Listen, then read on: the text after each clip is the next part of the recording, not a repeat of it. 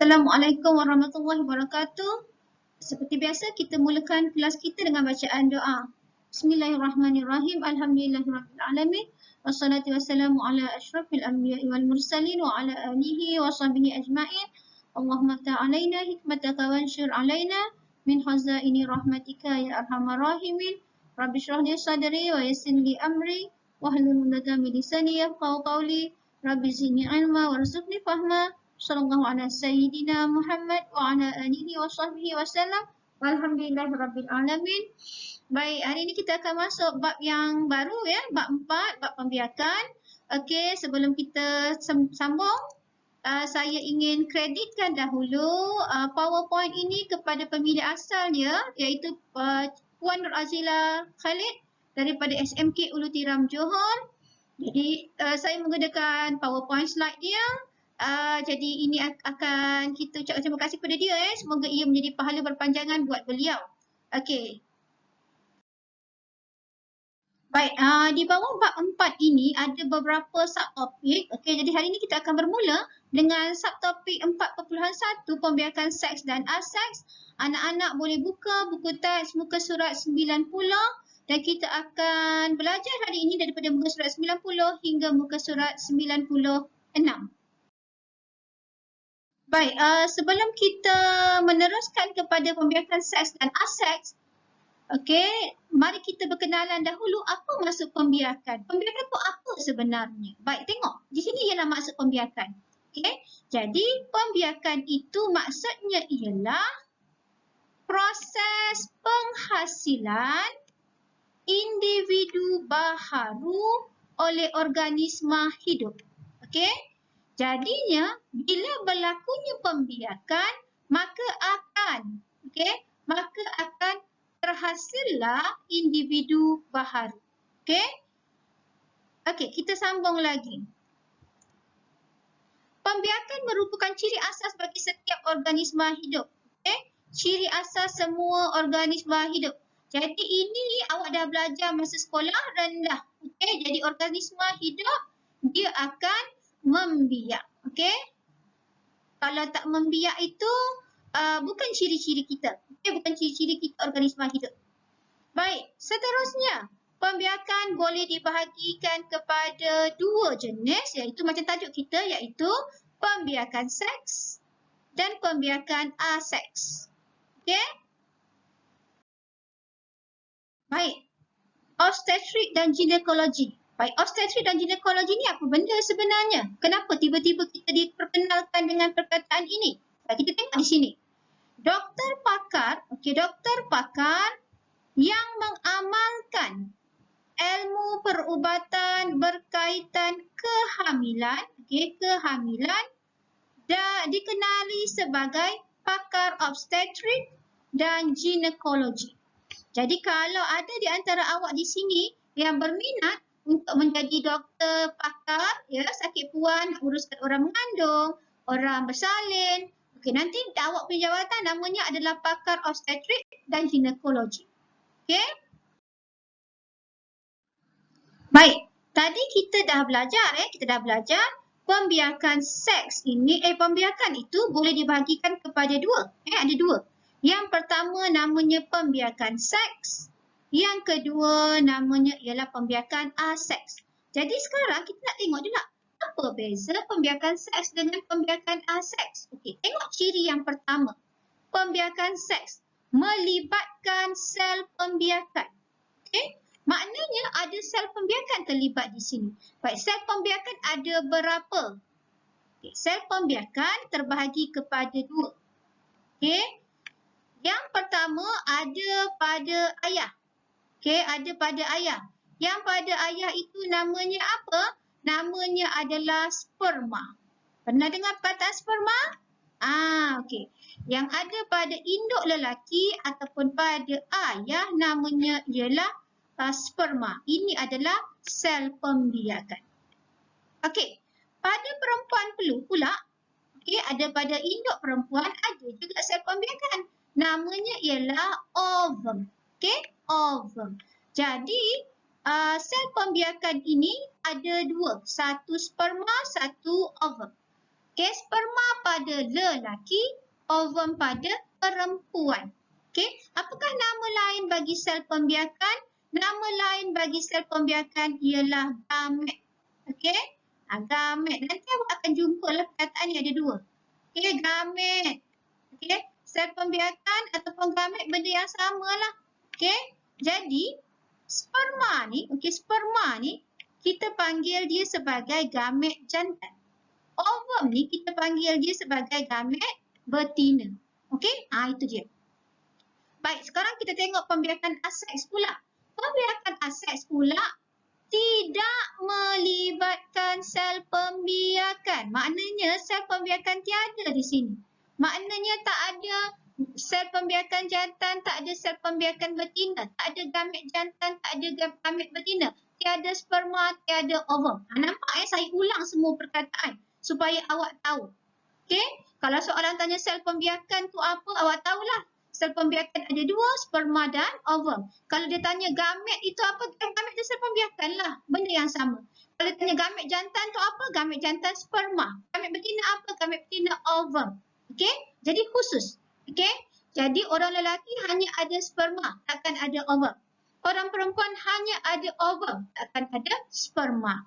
Okey, jadi untuk berlakunya pembiakan, itu sebabnya perkahwinan perlu melibatkan dua individu berlainan jantina. Okey, lelaki berkahwin dengan perempuan. Okey, kalau lelaki berkahwin dengan lelaki yang telah mengubah dirinya menjadi perempuan, boleh tak berlaku pembiakan? Jawapannya apa? Boleh ke tak boleh? Tak boleh. Kenapa tak boleh? Sebab individu lelaki walaupun dah mengubah diri kepada perempuan, tetap ada sperma. Dia tak akan ada ovum. Okay? So, Tuhan dah cipta kita sempurna. Awak ubahlah macam mana, akan berlaku perubahan. Okay? Di dalam awak. Dalaman awak tak akan berubah. Luar mungkin awak boleh ubah. Baik. Sekarang kita sambung lagi. Pada siapa berlakunya pembiakan seks? Yang pertama pada manusia. Yang kedua pada haiwan peringkat tinggi. Apa maksud haiwan peringkat tinggi?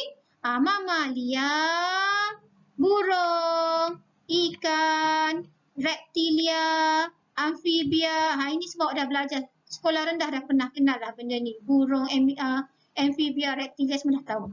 Okey. Kemudian pada tumbuhan berlaku tak pembiakan seks? Berlaku. Okey, jangan terkejut lagi. Jangan kata iya ke? Iyalah. Okey, jadi pembiakan seks juga berlaku pada tumbuhan, tapi tumbuhan apa? Namanya tumbuhan berbunga. Okey, jadi pada tumbuhan berbunga akan berlaku pembiakan seks. Okey, sekarang tengok pula pembiakan aseks. Okey, pembiakan aseks juga berlaku pada tumbuhan. Okey, tumbuhan macam mana? Contohnya bawang, halia, ubi kentang. Kalau tumbuhan itu bunga raya, okey? Bunga raya, pokok bunga raya. Awak dengar perkataan bunga kan? Jadi kalau pokok bunga raya, tumbuhan berbunga, pembiakannya adalah pembiakan seks. Nampak saya bulatkan perkataan seks ni. Okey, berbunga saja pembiakan seks. Okey. Katakan pokok cili. Okey, pokok cili. Pernah nampak pokok cili? Okey, siapa yang tak pernah tengok pokok cili mungkin tak tahu. Siapa yang tahu pokok cili, dia tahu pokok cili ada bunga ada bunga. Okey, jadi kalau pokok cili ada bunga, maknanya dia adalah pembiakan seks. Okey? Alright, kita sambung lagi. Organisma ringkas. Okey, organisma ringkas juga menjalankan pembiakan seks. Ini kita dah belajar dalam bab 2. Apa contoh organisma ringkas? Ameba, Hydra, Paramecium. Banyak lagi. Okey? Okey. Okey, baik. Di sini ada gambar beberapa organisma hidup yang menjalankan pembiakan seks. Okey, awak nampaklah ni tumbuhan berbunga. Kemudian ini adalah mamalia, ini adalah burung. Okey. Baik, seterusnya kita ada lagi gambar kat sini Masih lagi pembiakan seks. Kita ada ikan, nanti ada ular, ada katak. Ini semua pembiakan seks lah Okey, seterusnya kita ada kat sini untuk pembiakan aseks. Untuk pembiakan aseks, kita ada 3 contoh kat sini. Semua ini adalah mikroorganisma. Okey. Masih lagi contoh pembiakan aseks. Awak nampak kat sini ada 2 organisma. Okey, 2 mikroorganisma dan kemudian di sini ada halia Okey, masih lagi pembiakan aseks. Baik, sekarang kita akan belajar tentang pembiakan seks dengan lebih mendalam. Okey. Tengok yang pertama, ayat dia, pembiakan seks. Baik, pembiakan seks merupakan sejenis pembiakan utama. Okey, pembiakan utama yang dijalankan oleh siapa? Manusia, haiwan dan tumbuhan peringkat tinggi. Ini samalah macam tadi. Okey, sama macam ayat tadi. Baik, sambung yang kedua. Pembiakan bagi manusia bukan sahaja untuk menghasilkan zuriat. Okey, bukan sahaja untuk menghasilkan zuriat. Apa lagi? Ia juga melibatkan ikatan kekeluargaan dan kasih sayang. Okey, jadi itu adalah cara untuk kita manusia menunjukkan kasih sayang kita. Okey? Baik, tadi saya dah terangkan ya, di awal tadi saya dah terangkan pembiakan seks mesti melibatkan dua induk. Okey, dua induk. Yang pertama induk jantan, yang kedua induk betina. Okey? Jadi induk jantan dia akan membawa sel pembiakan jantan ataupun gamet jantan. Apa namanya? Namanya ialah sperma. Manakala bagi induk betina membawa sel pembiakan betina ataupun gamet betina yang dinamakan sebagai ovum. Okey, awak lihat gambar rajah di atas ini. Okey, yang nampak seperti berudu ini. Okay, yang macam berudu ini ialah sperma dibawa oleh induk jantan. Okey, yang besar ini adalah ovum yang dibawa oleh induk betina. Sekarang kita sambung lagi. Tadi kita dah belajar tentang sperma, dah belajar tentang ovum. Sperma itu kepunyaan induk jantan. Manakala ovum daripada induk betina. Baik, sekarang ini di dalam badan kita, apakah nama sistem yang menghasilkan sperma dan ovum? Baik, kita tengok yang di atas. Okay? Bagi gambar di atas ini. Yang atas ini namanya adalah sistem pembiakan lelaki. Okey, untuk individu lelaki. Yang di bawah ini adalah sistem pembiakan bagi perempuan. Okey, betina. Baik, sekarang di bahagian manakah pada sistem pembiakan lelaki menghasilkan sperma? Okey, sekarang tengok. Okey, dalam ini nampak tak saya bulat ni? Ini namanya testis. Okey, testis. Inilah dia testis. Okey, testis ini ada berapa bagi setiap individu lelaki? Okey, setiap orang lelaki dia akan ada 2 testis. Okey, dia akan ada 2 testis. Baik, apa fungsi testis ini? Okey, fungsi dia adalah menghasilkan gamet jantan ataupun sperma. Okey, jadi kalau lelaki itu tiada testis, dia tak bolehlah nak hasilkan gamet jantan ataupun sperma. Semua orang ada testis kan, lelaki. Lelaki lah, jangan tanya perempuan. Okey, semua lelaki ada testis, maka dia menghasilkan gamet jantan ataupun sperma. Baik, apa lagi yang dihasilkan oleh testis? Hormon bagi lelaki. Hormon lelaki. Baik, sekarang kita tengok pula bagi sistem pembiakan perempuan. Okey, sama juga seperti lelaki, perempuan ada sepasang ovari. Okey, jadi ovari ini ada sepasang, dia akan menghasilkan ovum. Okey, jadi gamet betina ataupun ovum dihasilkan oleh ovari. Okey. Baik, sekarang kita nak tengok apakah ciri-ciri pembiakan seks. Okey, yang pertama, pembiakan seks ini dia akan menghasilkan anak yang mempunyai variasi. Okey, apa maksud mempunyai variasi? Mempunyai variasi maknanya anak yang dihasilkan oleh pembiakan seks dia tidak akan 100% sama macam mak ayah dia. Okey, tak adalah sama 100%. Contoh awak tengok kucing, kita tengok kucing. Katakan ayah kucing itu warna hitam. Mak kucing pula warna putih. Anak kucing yang lahir tiba-tiba ada yang bertumpuk-tumpuk hitam putih. Okey, itu maksudnya variasi. Okey, kalau tiada variasi maknanya sama sebiji, sama. Kalau bapa hitam, mak hitam, anak hitam semua, itu nama ada variasi. Itu jarang berlaku. Okey? Biasanya mesti ada variasi. Okey, variasi ini bukan sahaja kita tengok kepada warna bulu lah. Contoh kucing bukan sahaja tengok warna bulu. Warna mata dia, okey? Tengok dia punya ekor dia. Tengoklah macam tu. Okey, variasi. Okey? Samalah macam awak. Okey? Ayah rambut lurus, mak rambut kerinting. Contoh, tiba-tiba anaknya rambut berombak-ombak. Maknanya ada variasi. Itu namanya variasi. Okey, seterusnya. Proses pertama yang terlibat ialah persenyawaan. Jadi pembiakan seks mesti ada persenyawaan. Kalau tiada persenyawaan, itu bukan seks. Itu namanya aseks. Okey? Kemudian, persenyawaan bagi pembiakan seks terbahagi kepada dua. Okey, ini kita akan tengok sekejap lagi. Apakah dia dua persenyawaan yang berlaku dalam pembiakan seks? Okey. Pertama adalah persenyawaan dalam, yang kedua persenyawaan luar. Baik, sekarang saya ulang balik Pembiakan ada dua tau, pembiakan seks, pembiakan aseks. Dalam pembiakan seks ada persenyawaan. Persenyawaan pun ada dua, persenyawaan dalam, persenyawaan luar. Okey? Jadi ingat, kalau orang tanya, awak jangan silap. Okey? Kalau pembiakan, dua jenis seks, aseks. Kalau persenyawaan, dua jenis persenyawaan luar, persenyawaan dalam. Tapi kedua-dua persenyawaan ini adalah bawah pembiakan seks. Faham Okay.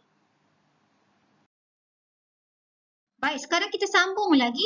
Apa pula perbezaan antara persenyawaan dalam dengan persenyawaan luar?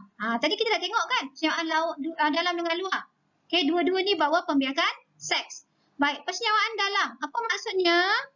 Gamet jantan bercantum dengan nukleus gamet jantan bercantum dengan nukleus gamet betina di dalam, di dalam badan induk betina.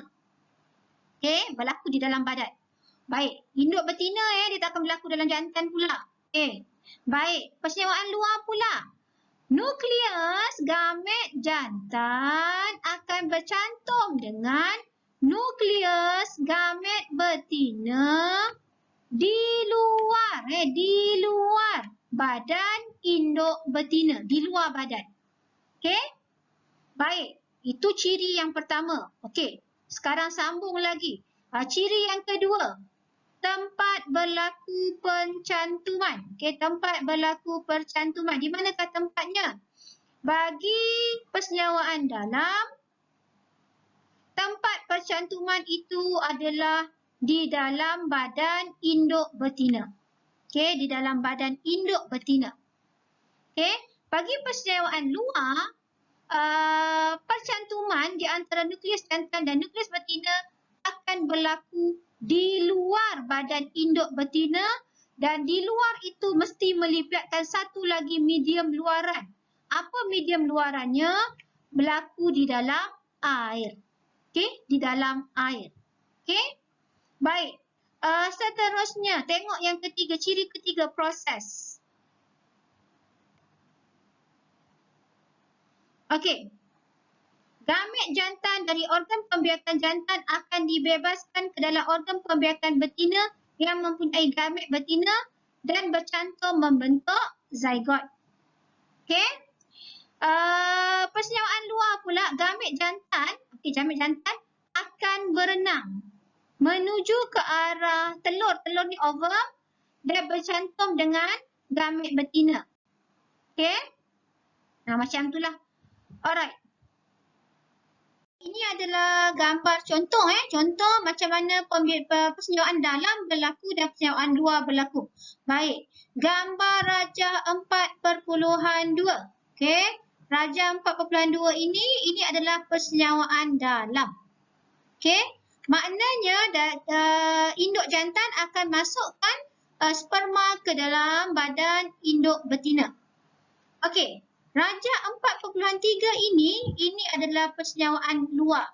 Tadi saya dah kata dia tidak berlaku di dalam badan induk betina. Dia akan berlaku di luar badan induk betina. Jadi awak nampak kat sini, ini adalah sperma daripada induk jantan, ini adalah ovum, okey? Ovum daripada induk betina. Okey? Jadi mereka bertemu di dalam medium luar, okey? Apa medium di sini? Medium di sini ialah air. Perlu ada medium. Tak ada medium tak berlaku. Okey, perlu ada medium baru berlaku persenyawaan luar. Jadi air di sini adalah mediumnya. Okey? Baik, sekarang kita sambung pembiakan aseks. Berlaku dalam organisma ringkas, tadi kita dah sebut ni, seperti contohnya ameba, paramecium, hydra, okey. Kemudian tumbuhan seperti bawang, halia dan ubi kentang, okey. Ini juga di bawah pembiakan aseks. Okey, pembiakan aseks macam kita dah bincang awal tadi, dia melibatkan satu induk sahaja. Okey, jadi tak perlu jantan dan betina. Okey, kita sambung lagi. Pembiakan aseks tidak berlaku persenyawaan. Okey, tidak berlaku persenyawaan. Individu yang dihasilkan adalah seiras secara genetik dengan induknya. Maknanya seiras, sama betul. Okey, mesti sama. Maknanya bila sama itu tiada variasi. Okey? Variasi tidak wujud. Okey? Sama. Tak ada perubahan langsung. Sekarang kita sambung lagi pembiakan aseks. Baik. Aseks ini ada berapa jenis? Yang pertama belahanda dua. Yang kedua pertunasan. Ketiga penjanaan semula. Yang keempat pembentukan spora. Dan yang kelima pembiakan vegetatif. Okey, kita tengok yang pertama belahanda dua. Okey, macam mana belahanda dua? Belahanda dua ialah pembahagian satu sel induk kepada dua sel anak. Okay, awak tengok kat sini gambar. Kita ada satu ameba. Okey, ini satu ameba. Kemudian ameba tu awak nampak daripada satu nukleus. Yang ini nukleus dia Saya tunjuk ini nukleus, ni nukleus. Daripada satu nukleus sekarang kita dah ada dua nukleus. Maknanya nukleus dia dah membahagi. Okey, selepas itu apa berlaku? Sitoplasma pula akan membahagi. Selepas itu sekarang kita akan dapat dua sel anak. Ini namanya belahanda dua. Apa contoh? Ameba, paramecium dan bakteria. Gambar dia lah gambar yang organisma yang membuat belahanda dua. Okey, sekarang kita lihat contoh pertunasan bagi hydra. Okey. Pertunasan ialah proses pembentukan tunas pada badan organisma. Baik, mana dia tunas? Mari kita tengok mana tunasnya. Okey, ni asal ni asal. Ini dia punya induk. Kemudian tiba-tiba keluarlah tunas kecil di sini. Nampak tak tunas kecil ni? Saya padam baliklah. Padam balik, dah nampak pula dah. Okey, so keluarlah satu tunas yang kecil di sini. Okey, keluar satu tunas kecil. Tunas kecil. Okey, kemudian tunas itu semakin membesar dan akhirnya tunas itu terpisah daripada induk dan sekarang kita dah dapat dua hydra. Okey. Jadi tunas bermula sebagai satu struktur yang berkembang dan kemudiannya terputus dan membentuk individu baharu. Contohnya hydra dan yeast. Baik, ini contoh gambar lah gambar hydra dan yeast. Baik, kita sambung pula penjanaan semula. Okey, penjanaan semula berlaku daripada kebolehan fragmen organisma tertentu yang tumbuh dan berkembang menjadi individu baharu yang lengkap. Okey, contoh kat sini adalah gambar planaria. Okey, planaria. Okey. Planaria ini kalau awak tengok contohnya. Okey, planaria mula asal satu. Okey, satu. Kemudian dipotong. Bila potong jadi dua. Okey, jadi dua. Jadi dua ini akan berkembang macam ni. Dapatlah dua individu yang baharu. Senang sahaja. Contohnya cacing pipit, tapak Sulaiman dan planaria. Baik, ini adalah contoh contoh organisma yang menjalankan penjanaan semula. Okey. Baik, seterusnya kita pergi kepada pembentukan spora. Baik, macam mana pembiakan aset melalui pembentukan spora? pembentukan spora ialah proses penghasilan spora di dalam sporangium. Okey, kita tengok kat sini. Kat sini ni adalah sporangium. Okey. Okey. Kemudian apa berlaku? Selepas sporangium pecah, spora yang halus dan ringan akan disebarkan oleh angin. Ini dia. Okey, sporangium pecah, spora itu akan diterbangkan oleh angin. Apabila sampai di tempat yang lembap, spora tumbuh menjadi tumbuhan yang baharu. Apa contoh? Alga, kulat, paku kakakis. Okey. Nampak ada perkataan bakteria kat bawah ni. Bakteria ni bukan dalam gambar ini adalah contoh organisma yang melakukan pembiakan aseks pembentukan spora. Saya ulang balik, tadi dalam slide saya sebelum ni ada perkataan bakteria untuk pembentukan spora. Salah bakteria bukan pembentukan spora. Saya ulang bakteria bukan. Okey. So saya lupa nak padam dekat PowerPoint tu. Baik, pembiakan aseks yang terakhir iaitu pembiakan vegetatif. Okey. Jadi pembiakan vegetatif ni apa? Ia adalah cara untuk menghasilkan tumbuhan baharu daripada bahagian vegetatif tumbuhan induk selain bunga. Baik, apa contoh bahagian vegetatif? Kita tengok Yang pertama akar. Okey. Yang kedua batang bawah tanah. Yang ketiga batang rayap. Yang keempat berbawang. Dan yang kelima daun. Ini adalah bahagian-bahagian vegetatif. Baik, apa contoh tumbuhan yang menjalankan pembiakan vegetatif? Contohnya lobak merah, strawberry, halia, ubi keladi dan juga ubi kentang. Gambar ini menunjukkan contoh-contoh tumbuhan yang melakukan pembiakan vegetatif. Baik, kita tengok 3 bahagian vegetatif yang utama, akar, daun dan batang. Kita akan pergi satu persatu lepas ni. Baik, kita tengok untuk apakah bahagian vegetatif akar. Okey, contoh untuk bahagian vegetatif akar, kita ada lobak merah dan ubi keledek. Bahagian akar tumbuhan induk akan berkembang menjadi tumbuhan baru. Ini 2 contoh untuk akar. Terusnya untuk batang. Bahagian batang tumbuhan induk akan berkembang menjadi tumbuhan baru. Bahagian batang tu akan berkembang. Ada 3 contoh kat sini untuk bahagian batang. Yang pertama kita ada batang bawah tanah. Ini untuk ubi kentang. Kemudian kita ada batang rayap. Ini untuk rumput. Dan yang ketiga kita ada berbawang. Okey. Baik, seterusnya daun. Okey. Bahagian vegetatif daun. Bahagian daun induk akan berkembang menjadi tumbuhan baharu. Contohnya daun setawa dan begonia. Saya rasa masa sekolah rendah mesti awak pernah cuba kan ambil daun setawa dan awak nampak kat sini. Dia akan tumbuhlah kat sini. Okey. Baik, yang terakhir sekali kita akan pergi kepada kultur tisu. Okey, ini adalah salah satu teknologi teknologi untuk menghasilkan tumbuhan baharu. Baik, kultur tisu ialah contoh bioteknologi dalam penghasilan individu baharu. Teknik ini menghasilkan tanaman baharu dalam tempoh masa yang singkat. Okey. Baik, yang terakhir sekali kita akan belajar hari ini ialah kepentingan pembiakan. Penting ke pembiakan ni? Okey, tengok yang pertama. Semua organisma hidup membiak bagi menghasilkan individu baru. Jadi kalau tak ada pembiakan, maknanya tak ada individu baru. Kalau tak ada individu baru, maka akan berlakulah apa yang kita panggil sebagai kepupusan. Okey? Baik, pembiakan sangat penting untuk menambahkan bilangan organisma sesuatu spesies. Kegagalan organisma menghasilkan individu baru menyebabkan kepupusan. Okey. Pembiakan dapat meningkatkan jumlah individu yang sama spesies. Okey? Jadi kita nak meningkatkan bilangan individu pun kita perlu melakukan pembiakan. Slide terakhir, siapakah individu pertama yang mengkaji sel sperma?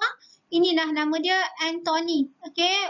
Dia kaji menggunakan apa? Menggunakan mikroskop. Okey, pada tahun bila? Tahun 1677. Lama dahulu dah Baik, sedikit kerja rumah untuk anda. Buku SPS, muka surat 43 dan 44. Baik, Apa cara nak membuktikan anda hadir kelas saya? Dengar baik-baik. Okey, jadi semua pelajar yang hadir kelas saya, awak perlu hantar bukti kehadiran dengan awak screenshot. Okey, awak screenshot sahaja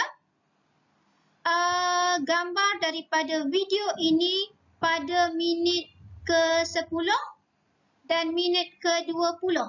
Okey, screenshot minit ke-10, screenshot minit ke-20 dan kemudian awak send kepada saya, PM saya. Jadi itulah bukti kehadiran awak. Jangan lupa kerja rumah muka surat 43 dan 44. Kita akan bincang pada kelas terakhir dalam minggu ini. Baik, terima kasih semua. Kita akhiri kelas kita dengan bacaan doa. Bismillahirrahmanirrahim. Wal 'asr innal insana lafi khusr illa allazina amanu wa 'amilus solihati wa tawasaw bil haqq wa tawasaw bis sabr. Okey, bye bye.